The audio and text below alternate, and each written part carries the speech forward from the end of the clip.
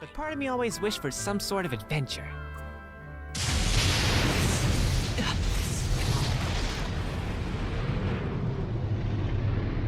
Why did I wish for this adventure? Holy shit, is that a Titan? You know, I heard they'd be naked, but that's a lot more naked than I expected. Shingekinokyojin, or Attack on Titan if you skip your flaming kanji lessons, is the global smash hit anime that premiered back in April of 2013 and was based on the manga of the same name written by this guy, Hajime Isayama. AOT quickly became one of the world's most popular manga/anime in human history, complete with cute little chibi shows, a dragon's hoard worth of merch, and millions upon millions of screaming Levi fans. And since it's just about to wrap up its final arc next year, I decided that it was a great time to make a video on a subject that everyone on the internet can agree about always: anime.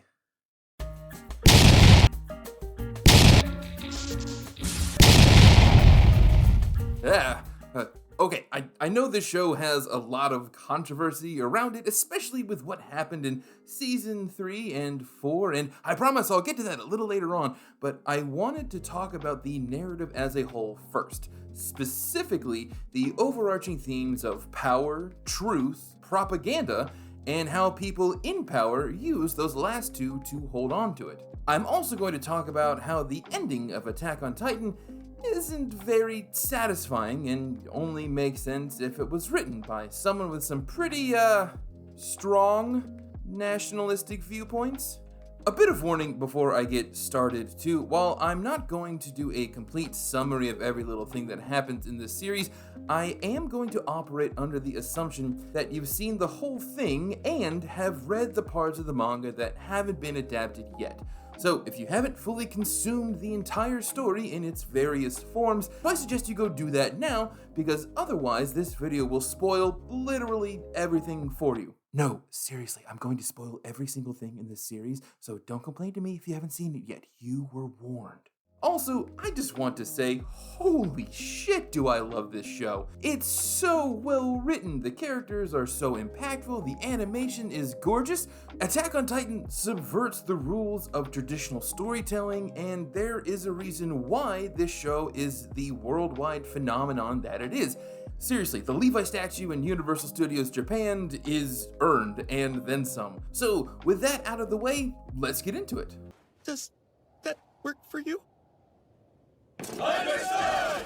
Before I get into the grittier stuff, I just wanted to acknowledge and say, yes, Season 4 does not look as good as the rest of the series. That's very obvious just by looking at it.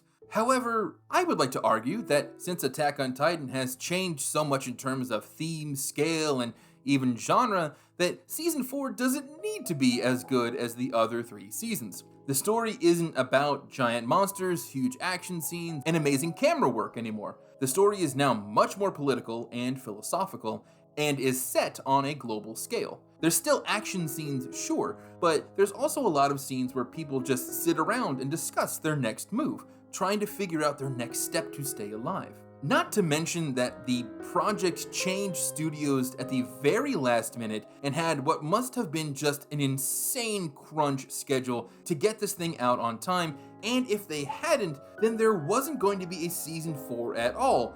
And I mean, just look at this man, look at him. Look at how tired he is. Also, this quality of animation does not deserve your ire nor your scorn.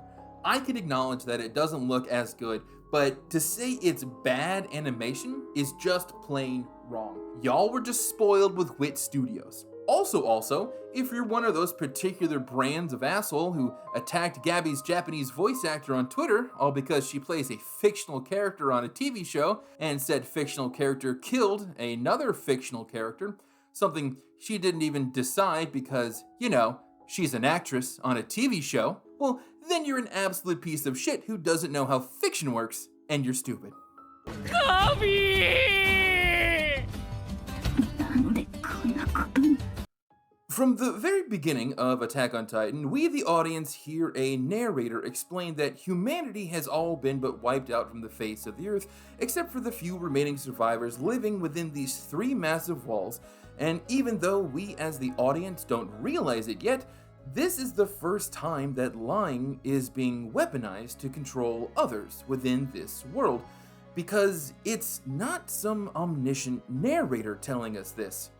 It's Armin. The survivors erected walls Maria, Rose, and Sina, withdrawing behind them in frightened huddles for what was to be a century of uneasy peace. Now, having a main character play dual roles as a narrator isn't anything out of the ordinary in a visual medium, but looking back at this first episode after watching the following 4 seasons of the show, we now know that what Armin is saying here isn't true.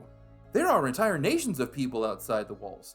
And this is why I think a lot of Isayama's writing is genius. He is using our expectations as an audience and consumers of media to set up mysteries in the very center of this world building. Remember, Armin isn't telling the truth about the world here. He's telling us what he believes is the truth because of the propaganda that he and most people within the walls have been told their entire life. That they are the last remnants of humanity and that there's nothing else beyond the walls, and because we have no reason not to believe our narrator yet, we take this as the truth, just like the citizens of Paradise. Isayama has this talent where he hides things in plain sight that looks innocuous enough in the moment, but after a quick rewatch, it gives everything new context and new meaning.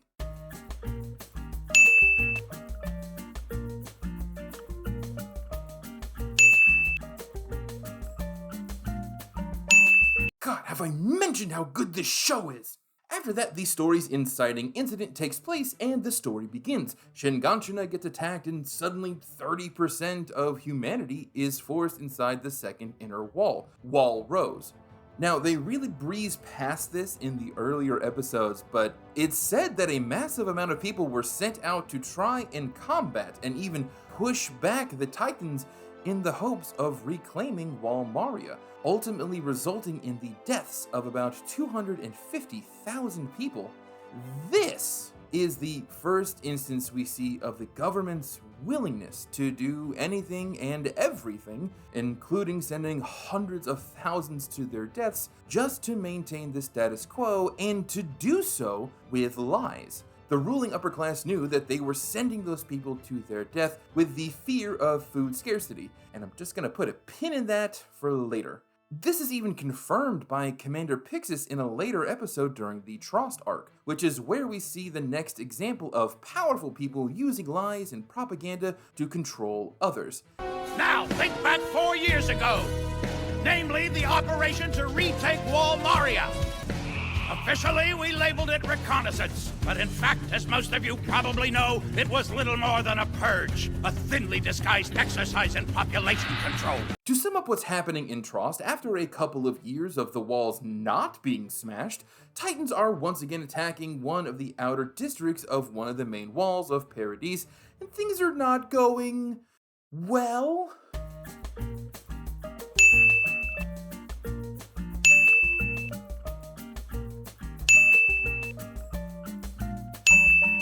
After a quick fake out of the main character's death, Eren discovers that he can turn into a pretty jacked Titan and defeats enough of them for his friends to make it to the cache of gas inside the fortress for the citizens of Trost to make it behind Wall Rose. Not wanting to lose any more land to the Titans, Armin and Eren come up with the plan for Eren to pick up the giant boulder in the middle of the city and plug the hole.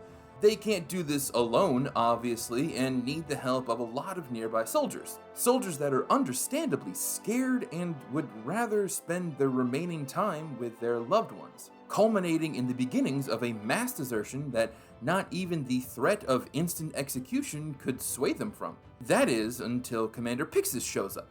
Commander Pixis then gives a rousing speech that inspires his troops to fall back in line. During this speech, however, he openly lies to his troops, telling them that Eren is using some kind of newly developed Titan technology to turn into a Titan, and that he's on humanity's side. This young man is in fact the successful product of cutting-edge science. Fantastic as this may sound, Cadet Jaeger possesses the ability to fabricate and control a Titan body at will. Now, while this is for the greater good and the benefit of humanity, it is still someone in power, a commander in the military, lying to his subordinates with the sole purpose of controlling their decisions. The whole idea around this plan is also based on a lot of uncertainty at the time, and the Garrison Regiment really lucked out here. It's not until the end of the season do we see that this tactic of lying for the specific purpose of controlling others starts to fail. Towards the final few episodes of Season 1, Armin figures out that Annie is the female Titan. They devised a plot to lure Annie underground where her Titan shifting abilities will be hampered by the cramped space. Armin lies to her and asks her to help smuggle Eren out of Wall Rose. However, this tactic doesn't work. Annie sees through this deception and transforms. Lying to keep power over another isn't going to work anymore as a strategy in this world, but more specifically, we learn later on in later seasons, lying doesn't work on people who know the actual truth, like all of the warrior candidates do, and that knowing the truth is actually a huge tactical advantage. The idea that truth is an advantage, so much so that it's almost a superpower, is even reinforced in Season 2 when Reiner, having gone a bit soft in the coconut water, actually tells the truth and confesses that he and Bertolt are Titan shifters and that they're the ones responsible for all of the death and destruction of Shingekinokyojin. Obviously, this doesn't go over well with Eren, but the thing is, telling the truth actually worked. Reiner and Bertolt successfully kidnap Eren and Ymir and get away. Knowing and or revealing the truth is an advantage in this world, even when it's, up until that point of the story anyway, spoken by the bad guys. This is even reinforced again at the end of Season 2, when Reiner and Bertolt are waiting in the forest for the cover of darkness to start traveling again. Eren, understandably upset, asks what's going on and why they attacked his hometown, and while technically not lying, they, including Ymir, do withhold information. And right after that, they fail spectacularly. Eren gets away and discovers a new piece of the mystery to his Titan powers. Another good example of people using lies and propaganda as a means of control can be see how various religions are portrayed in the series. The first of which is seen with Pastor Nick, who literally starts off as your average street preacher with the majority of people ignoring him, but then when tragedy struck the walls, he easily gains power by harnessing the lie that the walls are holy objects sent by some benevolent deity in order to save them, and using the public's fear of getting eaten as a means of controlling them into submission.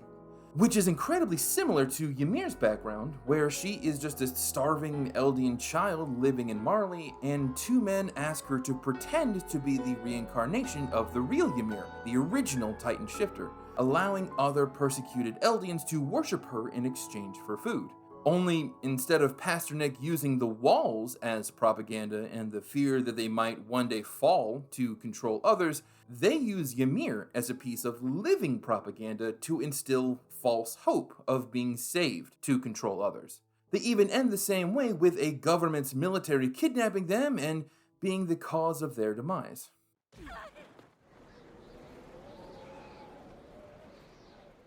That's when I realized I'd had it coming all along. Then we get to Season 3, and oh buddy, is it a doozy. The first half of Season 3 of Attack on Titan is literally all about truth and how people in power use it for their own gains, and how it's better for there to be a certain freedom of information for everyone, not just for those at the top. At the beginning of the season, we learn that Krista is actually the bastard child of the rightful king Rod Rice. After the fall of Wall Maria, Rod tries to smuggle Historia and her mother into the inner wall, but Kenny and the other members of the secret police find them first. Saving his own ass, Rod denounces Historia's mother, resulting in her murder, but seeing the usefulness in having a secret heir he could one day control to do his bidding, Rod changes Historia's name to Krista and stashes her away in the cadets. Your new name will be crystallines. But lo and behold, look whose family suddenly caught a case of the Step-Dons, and Rod suddenly needs someone else to take over as the Founding Titan, because God forbid he ever have to sacrifice anything himself. So then Rod orchestrates the kidnapping of both Historia and Eren and decides to reveal that Eren's dad killed Freyda, the then Founding Titan and Rod's eldest daughter, along with most of the other members of the royal family. Rod claims that Grisha did this out of a lust for power, only this isn't true for a lot of reasons we learn later on. Grisha pleaded with Freyda to save not only his family, but all of the other subjects of Paradise, and then took the Founding Titan out of manipulation from a time-traveling Eren in the future, which is honestly not the weirdest thing in this series. However, during this stroll down literal memory lane, Rod purposely chooses to only reveal the memories of what he knows is going to manipulate Historia the most, in order to get her to agree to eat Eren and become the Founding Titan. Parents lying to their kids to control them is kind of a running motif throughout this series, actually. Rod then continues to lie to Historia and tells her that if it weren't for Eren's father, Freyda could have used the power of the Founding Titan to end the Titans altogether, knowing full well that any Founding Titan with his bloodline would refuse to act in any way whatsoever. He's seen this happen over multiple generations of Founding Titans. Now, I'll touch on this a little bit more, but Rod doesn't know why every Founding Titan refuses to help humanity, but he believes wholeheartedly it's because the Founding Titan is some kind of god, which we learn later on isn't the case at all. But like I said, I'll get to that a little bit later on. So after Rod tells Historia all of this, his lies nearly work. Historia is all but ready to push that needle in her arm until she starts to remember Ymir and the promise she made to her, to live a life she can be proud of. Or if you want to translate that into millennial speak, Historia decides to live her truth for no one else but herself and rejects her father's offer with a good old-fashioned spine buster. And for living her new truth, Historia is rewarded within the show. She solidifies her bonds with her fellow Survey Corps members, she gets what must be a very cathartic breakthrough a few hundred feet in the air, and gets to be Queen of the Walls. Granted, all of this character growth goes directly out the window in Season 4, where instead of being a leader of any kind, she decides to save her own skin for a few extra months by shacking up with a local stable boy, getting pregnant, and losing all agency over her own life. Good job, Isayama, you really did it. Now, let's talk about the B-side of this season and go through the Uprising Arc with Erwin, Pixis, and the rich assholes who run the government. When Erwin and the rest of the scouts start to learn a bit more about the secrets of the Wall and of Historia's lineage, the corrupted powers that be do everything they can to eliminate this threat because, remember, in this world, knowledge of the truth is power. They send their secret divisions of the military police after them, they label them as enemies of the state, they even use their control over the media to keep people from asking too many questions. Then, after surrendering to the military police, Erwin makes his big play. He stages a deception to the corrupted members of the council, saying that Titans have breached Wall Rose and that Titans are getting inside. The council immediately falls for this ruse and demands the inner walls of Sina be sealed off from the outside world, revealing to the head of the garrison regiment just how little they care about the rest of humanity. Erwin uses lies to expose the corrupt nature of people in charge and kicks off his coup d'etat, and his plans actually work. Extremely easily, like with not one casualty or even an ounce of resistance from anyone. It's just over. Erwin escapes execution and the upper council members are all dealt with? As always, you'll wear the finest of clothes, but only from your feet to your knees. And so you don't get lonely, I'll take you out once a week to be paraded to the public. It's at this point I want to mention the fact that this whole arc is regarded as the most disliked section in the series, and I think this sequence of events plays a big part as to why. Now, there are a lot of reasons for this, but one of the biggest ones is that Erwin lies to seize power from the corrupt. Even if it is a temporary seize of power, it still goes against the core message of the first two seasons. Erwin using lies to expose corrupt leadership is inherently a good thing, but the whole first half of this season feels extremely convenient and even a little slow in some places. At the end of the season, we get what might be the coolest episodes in the whole series, and that is the Battle of Shingekinokyojin. At one point in the battle, the scouts get divided up into two different groups, the ones inside the walls and the ones outside. The ones outside the walls have all of the scouts' horses, their one mode of transportation fast enough to keep them from getting eaten on their way back to the inner walls, and they're getting decimated by Zeke's Beast Titan shotgunning boulders at them. Erwin knows that the horses are vital for their survival, and knows that Levi can kill the Beast Titan if it has a big enough distraction. His big plan is to run at him on said horses, allowing Levi to swing around and kill him. However, he knows that the rookie scouts won't blindly charge in on his orders alone, and that he has to lead them into this suicide mission himself. And it's here we see a real contrast from the speech given by Pixis in Season 1, where lies and deception were a necessary evil in order to get your troops to fall in line, to now telling your soldiers the truth about the risks involved with being a soldier and inspiring them to charge to their doom anyway. It's an incredible moment that just gets me hyped every single time.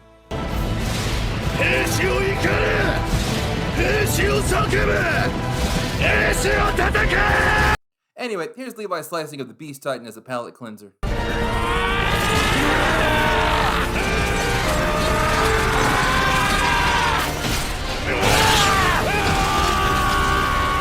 Oh, that's good, Titan.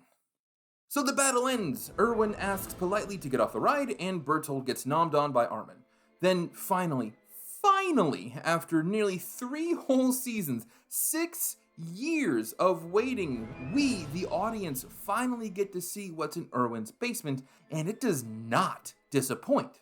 In the basement, the bombshell truth is revealed that there is in fact an entire world beyond the walls, but more importantly, that world really hates the people on the island and every person of the same race called Eldians. The nation of Marley, the biggest oppressors of Eldians, have actually been using them as slave soldiers to slowly conquer the rest of the world. Their justification for doing this is that according to what they've been taught over the years and what they teach the Eldians, who they then force to teach to their kids, is that the original Titan, Ymir, made a deal with the devil and turned her people into Titans, and could control them, and used her people to destroy entire nations over the years, killing millions in the process, which we learn later on is emphatically false. Just like the oligarchs who used to run Paradise, Marley uses propaganda and lies to justify their atrocities. We also learn in the flashback that Grisha, Aaron's father, was a member of this underground resistant group of Eldians who managed to acquire some ancient scrolls about Ymir. Now, he doesn't know how to read the ancient language the scroll is written in, but he comes to the conclusion that Ymir wasn't a devil. She was in fact a benevolent ruler of sorts, that she helped people, that she built roads and bridges. And the thing is, this isn't true either. The ancient scroll becomes a piece of propaganda for Grisha to use to push what he wants to believe is true, that his people aren't cursed devils. And instead of trying to translate the scroll and searching for the actual truth, he decides to make up his own, one that best suits his wants. And you know what? If we're sticking with the theme of knowing the truth will save you, Grisha gets punished for his fake ideologies. He tries to brainwash his first son Zeke into believing this, and because of this, Grisha, his wife, and all of his friends are all sent to Paradise. And can I just say real quick that Isayama is such a good writer here that this man wrote a story so unbelievably good that when we get to the big twist at the end of Season 3, it actually changes the genre of the story we're watching. The series goes from a steampunk fantasy action mystery to a complex political drama about prejudice and what it means to be free, with some action thrown in for good measure. And it's just so good, you guys. In Season 4, we learned that Ymir wasn't a devil or a benevolent god. She was just a poor slave girl who fell into a strange tree and got Titan powers from this thing. Then her life was made exponentially worse by her king, who forced her to kill countless people, assaulted her, forced her to bear his children, and yes, build the occasional bridge or road to make that whole killing people thing a lot easier. Then, after what she was hoping to be some kind of end to her suffering by welcoming the business end of a spear, this poor girl's life was twisted and manipulated in order to be used as justification for both the destruction and oppression of her people, and then as a religious prop to try and liberate those same people. She did not ask for any of this. Then, because those in power will never stop wanting more of it, the Marleyans then take their propaganda a step further and create this false hero, Helios, who supposedly worked with the King of the Wall to drive the Eldians back onto their island, when in reality, the original King of the Walls just wanted to be left alone, going so far as to use his power to wipe the memory of everyone on the island, causing them to forget who they are, and even implanted the ideas that they are the last remnants of humanity, which is yet another example of the powerful using lies to control people. Now, the reason the Marleyans create Helios in the first place is because they know just how powerful a propagandized hero / martyr can really be. It's why General McGrath lets Willie Tybur knowingly sacrifice himself to Eren and makes a point to fire the first shot against him. With a sacrificial hero like Willie Tybur, the Marleyans then have all the justification they need to go and wipe out the Eldians on Paradise. Now, there is one other aspect of propaganda touched on within the series that I want to talk about, and it's one of the more subtle aspects of systemic racism that is rarely ever seen in media, and it's an aspect that can be seen the most in the character of Gabi. When propaganda is used efficiently for the purpose of oppressing an entire race of people, a lot of the time the members of that race end up hating themselves and their fellow members of that race, while at the same time striving to be this unattainable and often shifting goal of, quote, being one of the good ones in the eyes of their oppressors. When self-loathing reaches its ultimate form in a race of people, it is then harnessed by those in power as a means of control, which is where we first find Gabi in Season 4. Gabi is a slave child soldier who willingly straps explosives to her legs, crawls toward an enemy combatant's machine gun, all so that she could maybe get a chance to get the drop on said enemy combatant. Gabi is so used to the systems of oppression that surround her, she can't see that no matter what she does, Marley will only see her as an expendable asset at best and vermin in need of extermination at worst. She can't see that she's in a rigged game, which is exactly what her oppressors want. It is some weapons grade level of brainwashing, and Marley knows the inherent value of that kind of loyalty it brings. Now, while we're on the topic of Gabi, I want to point out that I think Gabi is a great character for the story. She has a lot of agency and personality, properly, albeit misguided, mapped out motivations, but most importantly, she serves as a great foil to Eren's story. She lost the only home she's ever known, friends, and family to a hostile invading force and sought revenge on those that hurt her. And when she gets to enemy territory, she realizes that there are actually a lot of good people there, just like Eren did when he infiltrated Marley. When Gabi's life and motivations are placed next to Eren's life and motivations, a big message of the series shines through. That you don't actually hate the people you're going to war with, you just hate what they stand for. Lies and propaganda for the purpose of control is a massive theme in Attack on Titan, and except for that little bit at the beginning of Season 3, the other running theme throughout the show is that of truth. At the end of Season 3, when everyone in the main cast learns the truth about who they are and the world beyond the walls, there is a moment where the higher-ups in the military want to keep this secret from the public, but Historia changes their minds, saying that keeping secrets is exactly what the old regime did to control their people, and that they aren't going to make the same mistakes. So they release the information to the public, and you know what happens? Nothing. Everyone seems pretty content to keep living their lives. The truth can also be seen as having a huge advantage in most combat situations. Armin even points this out before the Battle of Shingekinokyojin. They always catch us off guard by using Titans and their powers in ways we can't predict. And they always have the advantage, because they know so much more about Titans than we do. You can even make the argument that Eren, after seeing the future when kissing Historia's hand, quote, knows the truth of what's going to happen and plans accordingly, avoiding all the paths that might lead to his and Paradise's destruction, but I'm not going to count this, as then it becomes a self-fulfilling prophecy and an excuse to commit worldwide genocide because he, quote, saw it happen already.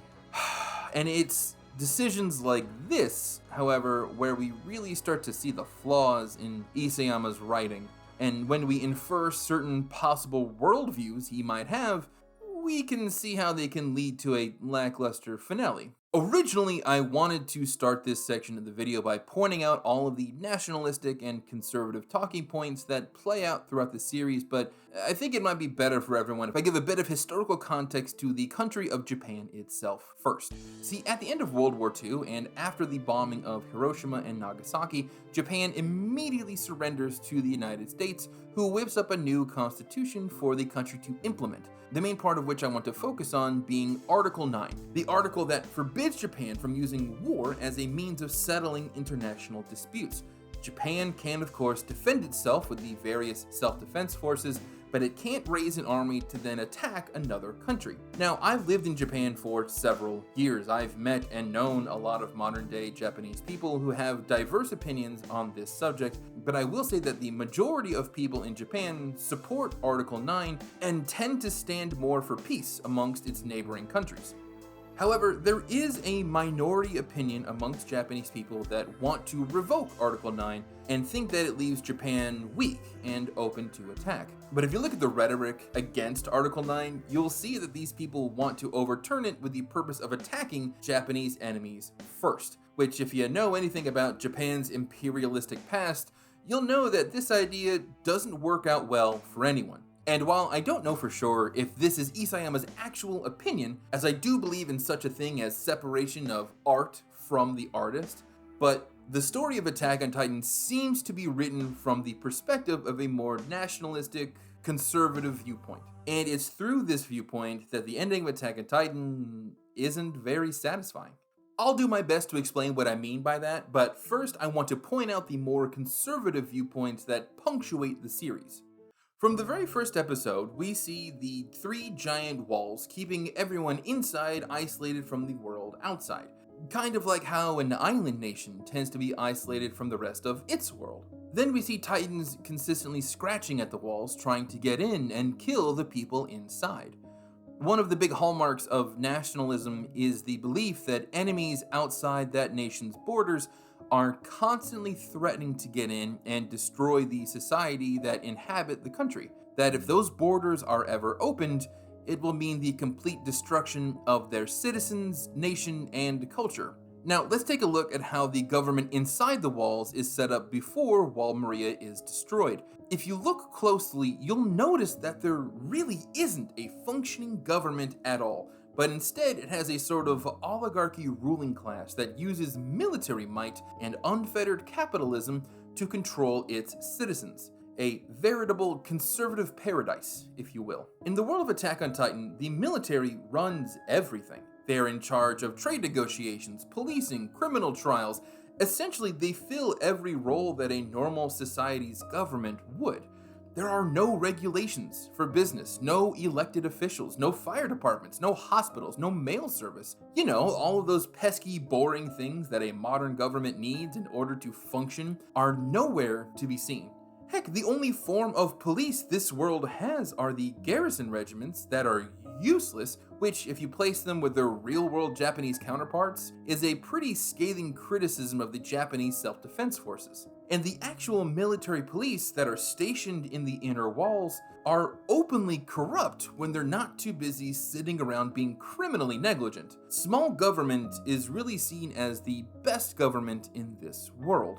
Everyone is free to buy and sell as they wish, and even though everyday citizens are clearly being taken advantage of by greedy merchants, public health and safety is basically non-existent, but that's okay because no one ever really gets hurt or uses up too many of the limited resources within the walls, such as firewood, or overfish the one river running through the walls because only rich people are greedy, I guess.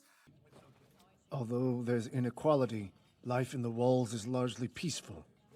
And if nothing else, you aren't living in constant fear of the Titans.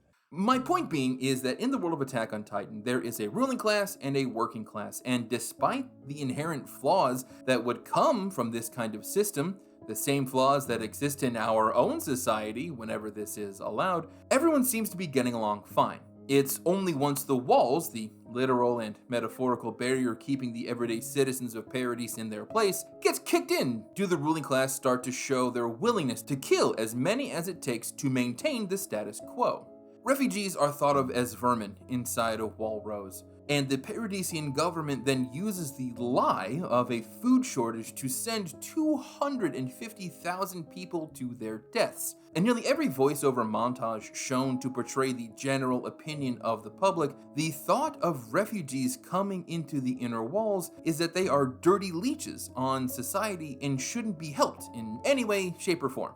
Now, you could argue that by showing this general opinion of the public, Isayama might be criticizing this way of thinking, only no one in the show ever contradicts this general attitude towards refugees, either by directly saying, hey, maybe we should all help each other to get through this difficult time, or by, actually helping those who've lost their homes with no ulterior motive. Except for the Browses, but they're more of the exception that proves the rule kind of deal. With this kind of general attitude towards a refugee crisis baked into the world of Attack on Titan, and never having a main character challenge it, I can't help but feel like Isayama is expressing his personal opinions on refugees into his work. Oh, and the reason I say it's the lie of a food shortage is because are you really telling me that in a massive bit of land that is able to grow entire forest and has a constant source of fresh waters that there's just no way to cultivate it into farmland? The film theorist actually broke down how much farmland is needed to feed everyone inside Wall Rose, and they have more than enough room to grow food. The whole food shortage thing is a lie. They wanted to kill those people. Armin's grandpa died for nothing, you monsters!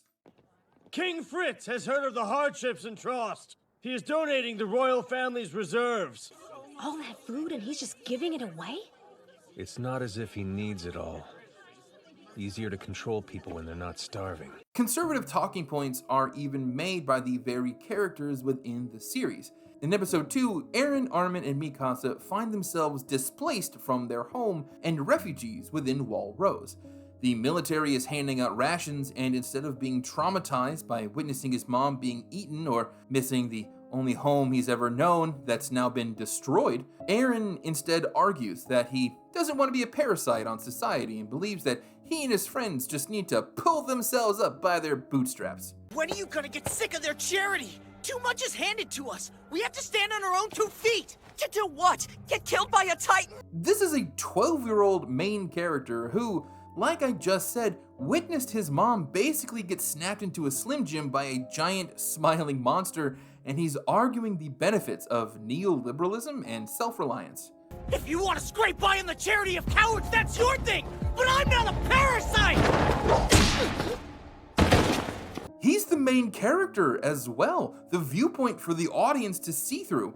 Why isn't he, focusing on survival, or figuring out a way to kill all the Titans like he said he would on the boat? Or even helping out his fellow survivors, Armin and Mikasa, not die? No. Instead, Eren thinks asking for help when his entire life has been destroyed in a matter of seconds before his very eyes makes him somehow weak, destitute. And if there's anyone conservatives hate the most, it's the destitute. Again, I do want to reiterate here that there can and should be such a thing as separating art from the artist, and that the beliefs portrayed in this fictional world doesn't inherently mean Isayama believes them too. It is possible that Isayama just wrote a story that has a hyper-conservative worldview baked right into the narrative without having that worldview himself. But when your main character is shouting that he doesn't want to be a parasite on society after watching his mother get eaten, well, I can only get hit over the head with a message so many times, you know? The last major theme throughout Attack on Titan, and arguably the most nationalistic or conservative, is the theme of othering, which in a very simplistic term basically means it is us versus them, and in order for us to survive, we need to eliminate them completely.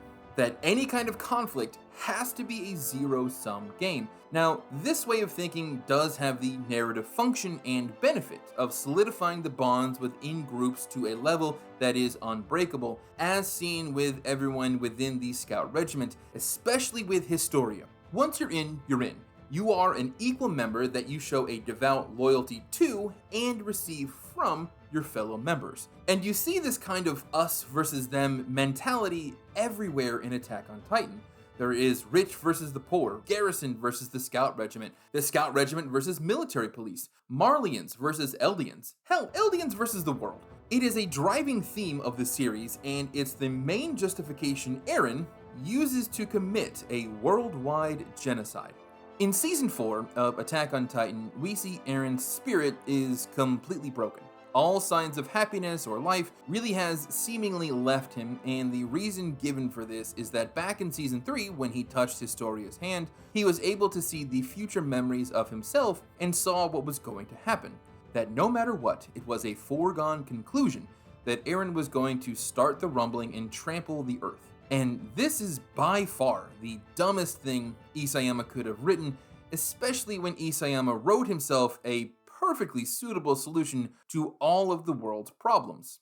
Let me explain. Let's take a look at the situation of the world before Eren destroys the Eldian ghetto with delegates from all over the world in attendance. The world as a whole has pretty much left the island of Paradise alone for over a century out of fear of the Titans. All except Marley, who have been using the Eldians left behind as slave soldiers to essentially conquer the rest of the world, making the entire world their enemy. Also, there just happens to be this valuable natural resource hidden beneath Paradise, one that would almost transform Paradise into an economic superpower instantaneously. They even try to do this by forming a treaty with the nation of Hizuru to do just that. All Eren had to do was pick some other day to attack Marley, one that doesn't have the entire world's delegations present, because hey, remember, the enemy of my enemy is my friend. That is, unless you're a nationalist who thinks the only way for your country to thrive or even survive is to make sure that you have the power to kill the entire world first.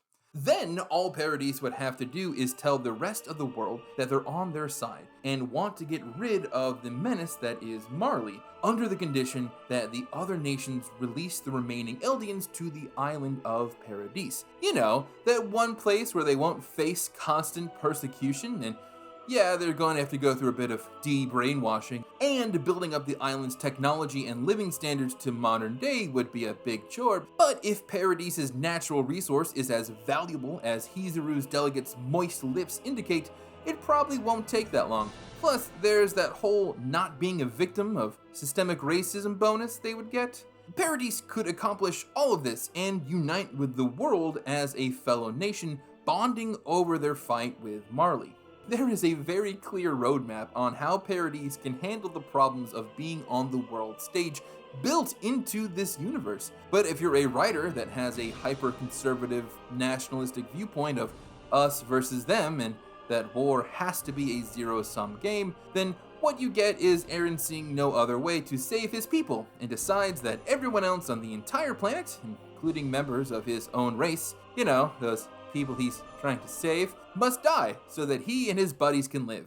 You know, for someone who values their own liberty and freedom, Eren sure doesn't mind taking someone else's to do so, which is another hyper-nationalistic viewpoint, that liberty is somehow a finite resource, and that there just isn't enough of it to go around for everyone. What's more, the citizens on the island of Paradise seem to be pretty okay with Erwin's plan of worldwide genocide. Horrified, for sure, but fine with the results all the same. As someone whose country has committed a few genocides in our time, I can tell you that this is not the case for everyday citizens. But it is what a hyper-conservative would think a nation's population would be okay with, because hyper-conservatives seem to have a hard time empathizing with others outside of their demographic. Then we get to the ending where Paradisians and Marleyans team up with Eren after he kills 80% of the world's population, by the way, and they are then bonded together in having defeated Eren once and for all, where everyone not stepped on gets to live a fairly normal life, including Isayama's precious baby boy. For me, this is such a disappointing ending. Isayama already had a major villain built into the story, the entire nation of Marley, and I guess prejudice itself, but instead of delving deeper into what it means to overcome those prejudices and defeating the big symbol of fascistic oppression, Eren removes the choice and free will of nearly every other person on the planet and decides that they should die, which, I'm sorry, is just the wrong thing to do plot-wise. And before you say he's trying to pull a Lelouch from Code Geass, he isn't. He genuinely thinks it's better to kill the entire world than do anything else whatsoever. He has to be stopped by Armin and Mikasa, but not before 80% of the world's population is destroyed by the end, so don't sit there and tell me Eren took on the role of the bad guy to unite the last 20% to stop hating the very people he supposedly represents. And if you're thinking, well, he had no choice but to kill the world, he saw all of this happen already in the future, well then that's also dumb, because then Eren's story just becomes a literal self-fulfilling prophecy. He doesn't try to change the future, we don't see him resist or fight back against these visions. He has one of the strongest powers in the world and has the option of just running away, which we see him doing in an alternate timeline, but instead, he chose to stay and kill the world. Deep down, there is a part of Eren that wanted to commit these atrocities. This whole ending is another reason why I don't think it's such a wild leap to think that Isayama has a more nationalistic and/or conservative viewpoint of the world. Remember, Eren is the point of view character for the audience. This is supposedly where the main message of the show is supposed to be made, and I think if you have an artist who happens to be pretty conservative, you will get this self-fulfilling prophecy, zero-sum game, us versus them bullshit ending. I think for Isayama, Season 4 Eren is a sympathetic character when in reality, he's just evil at this point.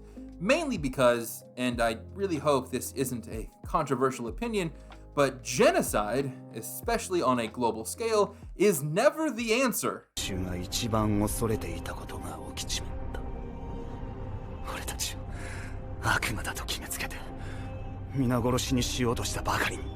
Now, I do want to give credit where credit is due and praise Isayama for something that's almost unheard of in conservative writers, and that's Isayama actually has people in universe challenge the overarching values set within the story. In episode 2, Mikasa tells Eren to shut up and take his filthy kami bread because focusing on survival is what's important. In Season 4, Artur Brous actually full-on tells the audience that there's no point in seeking revenge, that the older generation needs to accept what happens so that peace can actually have a chance to flourish, and that they're the only ones who can. Now, neither of these arguments ever win over any of the other characters in the story, even though they make some really good and probably correct points, but they're still made all the same. Regardless of where a writer falls on the political spectrum, having characters within their universe challenge the overall themes is a hallmark of pretty good writing. Conflicts between characters is great in story and drives it further, but conflict between characters' ideologies is better. Okay, I've been talking for what must be the better part of an hour, so I think it's about time I start wrapping things up. Attack on Titan is one of the most influential and dynamic animes to come out in the last decade or so, and for good reason. The characters are empathetic, the mysteries are always compelling, and there is a definite realness to everything the characters are going through throughout the narrative. We feel what they feel because we've connected with them on a very real level. which I think is the hallmark of what makes a piece of media truly great, the ability to make someone feel. Another thing that I think makes a piece of media great is in its ability to have more than one interpretation, that there is more than one answer, more than one message, more than one theme, and Attack on Titan does all of that, and then some. It has had such an impact on society that YouTube nobodies like me are going to be talking about it for years after the show finally wraps up next year. And while nobody knows what the legacy of Attack on Titan will be in a decade or so, one thing for sure, it has had an impact. 俺たち自由になれるのか?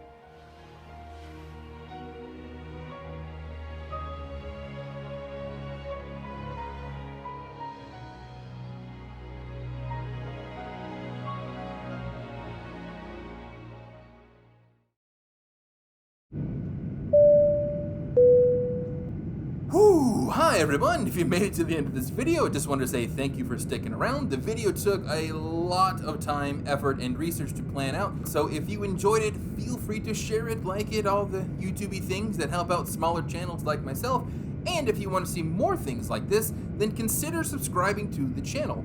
I also wanted to say thanks for all the people who liked my Good Omens video. Seeing the responses to that really made me motivated to make this one. I'm sure this video is going to spark a hell of a lot of debate in the comments, so if there's anything I missed or something you disagree with, let me know about it. I always do my best to respond to everything you guys write, one way or the other. And as always, thanks for watching.